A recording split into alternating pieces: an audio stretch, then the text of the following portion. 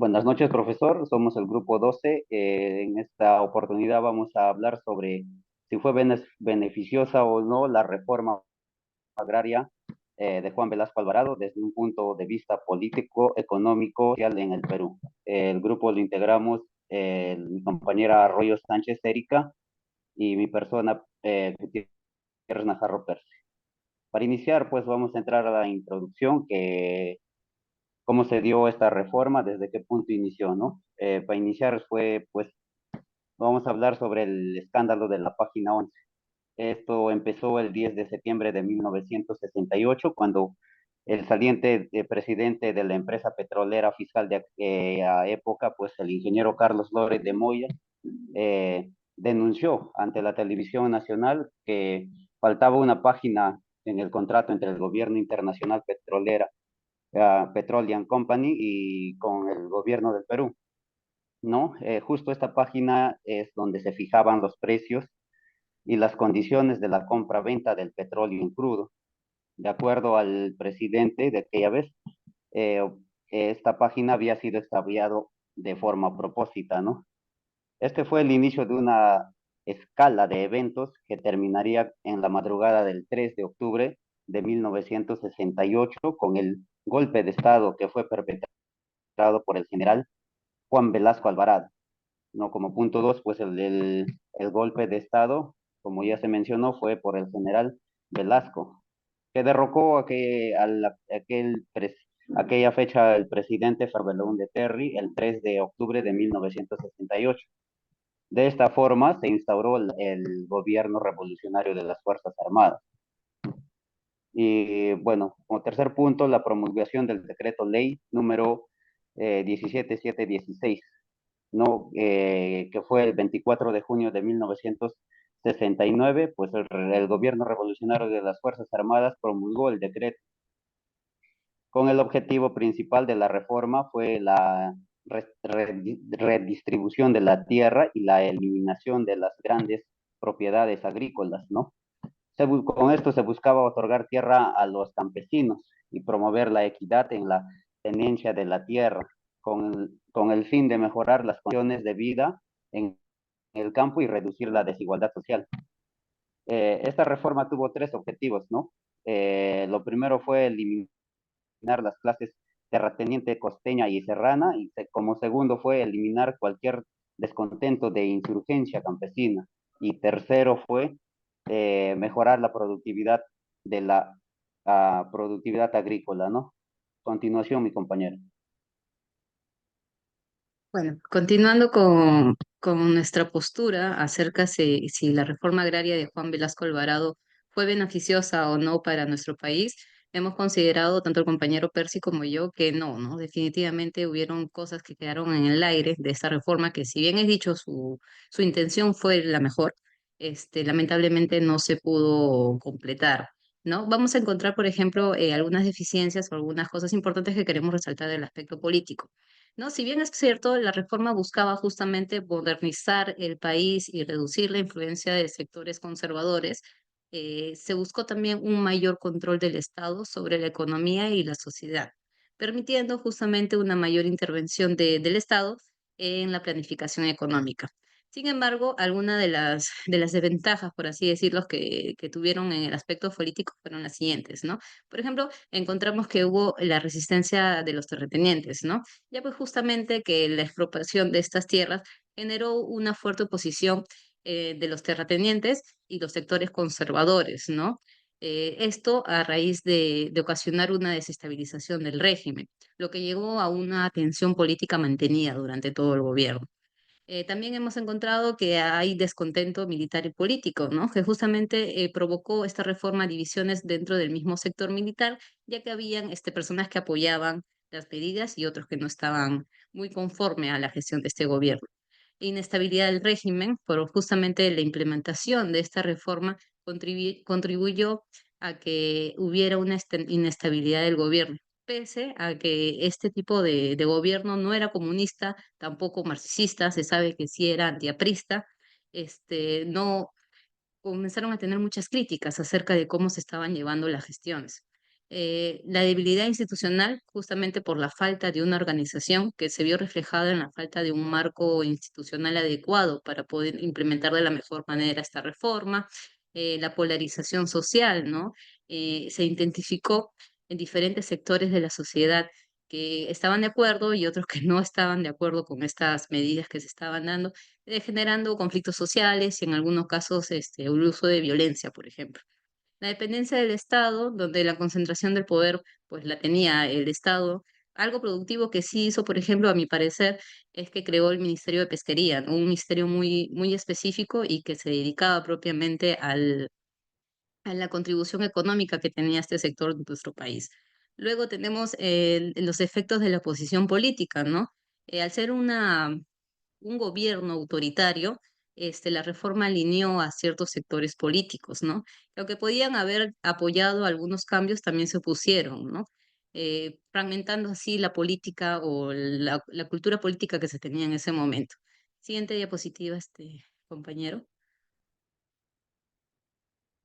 En tanto al aspecto, la siguiente diapositiva, por favor.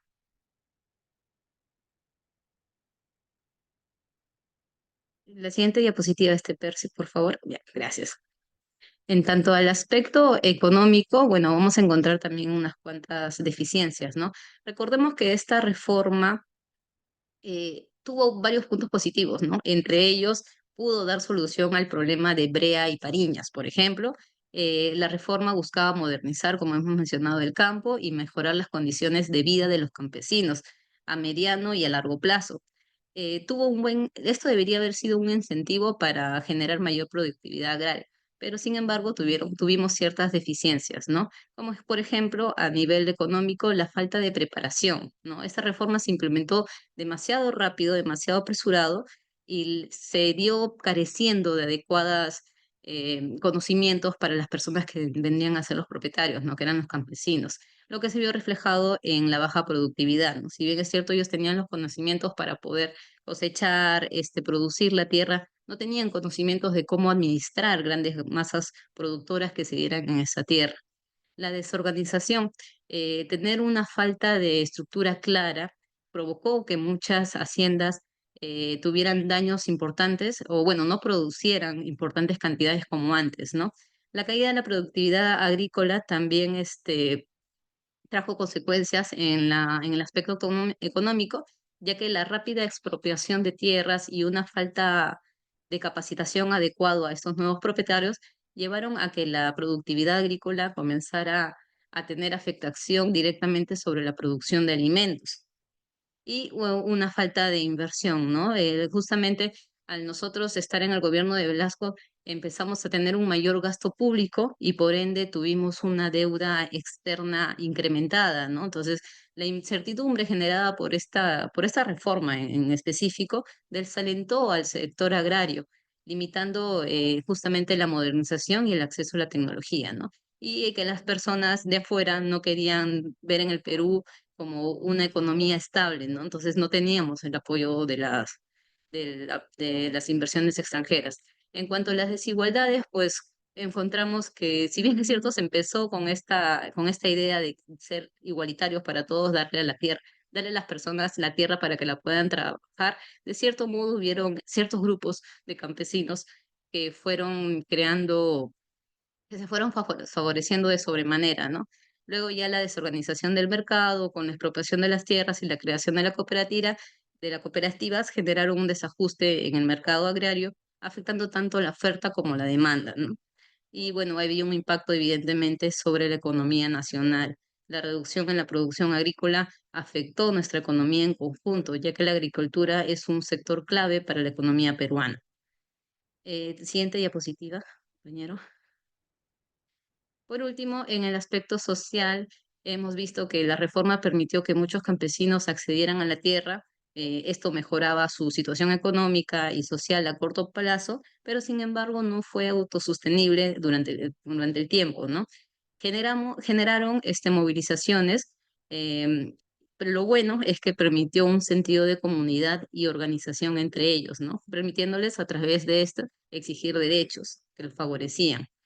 Hemos encontrado, por ejemplo, que tenían muchos conflictos sociales, ¿no? Esta expropiación, esta redistribución de la tierra generó demasiada tensión tanto entre campesinos, terratenientes, como conflictos internos que se dieron en los mismos grupos de los campesinos, ¿no? Ellos eran los beneficiados. Desintegraron comunidades, ¿no? La implementación de estas cooperativas, grandes cooperativas, y esta redistribución llevaron a que muchas comunidades se perdieran, ¿no? Afectando el tejido social y las relaciones comunitarias. Luego tenemos las desigualdades internas, y aunque se buscaba inicialmente una distribución más equitativa, en muchos casos se ha favorecido a líderes de campesinos o grupos específicos, ¿no? Incluyendo casos de corrupción y algunas otras deficiencias que encontraron en el camino. Bueno, ya hemos visto acerca de la falta de capacitación y esto cómo los limitó a los campesinos para poder aprovechar los recursos de manera efectiva y en algunos casos hasta generó frustración en ellos. La dependencia del Estado, ya que los campesinos tenían que depender tanto del Estado para obtener un apoyo técnico, financiero, organizativo, lo que afectaba en sí su propia autonomía, ¿no? Y su autogestión para innovar prácticas agrícolas inclusive.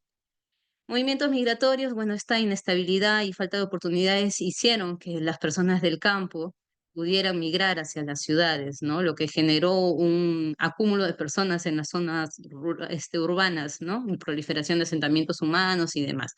Y por último, encontramos un descontento y desconfianza, ¿no? La ejecución a veces arbitraria y poco transparente de la reforma justamente generó esta desconfianza hacia el gobierno y el sistema político. Continúa, compañero, con las conclusiones. Bueno, para concluir esta exposición con las conclusiones, bueno, como primer punto vamos a hablar sobre el aspecto político, ¿no? Que durante su mandato se impuso censuras a la prensa y se restringieron las actividades políticas de oposición, lo que generó tensiones y descontentos en la sociedad, ¿no? Estas acciones limitaron la participación democrática y la pluralidad de opiniones, lo que fue considerado negativo desde el punto de vista político, ¿no? Ahora, en el aspecto económico, pues esto llevó a problemas financieros, ¿no? Como escasez de productos básicos y dificultades en la productividad agrícola. Además, las políticas económicas implementadas durante su gobierno no lograron estimular el crecimiento económico de manera sostenible. De esta manera, pues lo que generó fue desafíos a largo plazo para la economía peruana. Y por último, en el aspecto social, pues estas acciones que generó tensiones en la sociedad peruana y pues afectó negativamente la pluralidad de opiniones y expresiones de ideas, ¿no? Además de esto, la gestión económica centralizada que estaba todo en la ciudad de Lima, ¿no? Eh, y las dificultades de la productividad agrícola impactaron de forma negativa en el bienestar de la sociedad y sectores de la población, ¿no? Eso sería todo.